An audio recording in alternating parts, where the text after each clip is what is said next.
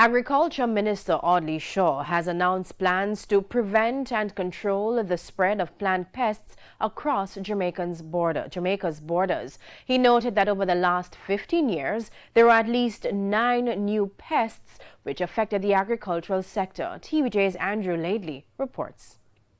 Speaking during the launch of the International Year of Plant Health in Jamaica on Thursday, Agriculture Minister Audley Shaw says Jamaica's ability to produce crops continues to be plagued by pests outbreak. He says some of the crops affected are major income earners for farmers and the country. Locally, we now have a green paper for our national seed policy. This piece of legislation, when finalized, will ensure clean seeds are put into production.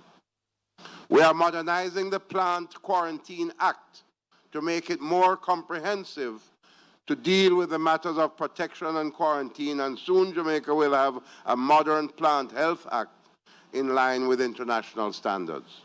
He also announced that as of February 1, disinfectant mats will be installed at airports to reduce the risk of plant and animal pests entering the country. So that is disinfectant maps, so that, for instance, if somebody goes to Colombia and pick up that disease on their shoes, come to the airport at Norman Manley, effective February 1, we are having disinfectant mats that you have to wipe your shoe on as you're coming into our island. In addition, he reminded farmers that they too have a role to play in healthy plant production. I'm calling upon our farmers and horticulturalists to protect your crops, to use the best agricultural practices to ensure healthy pest-free production.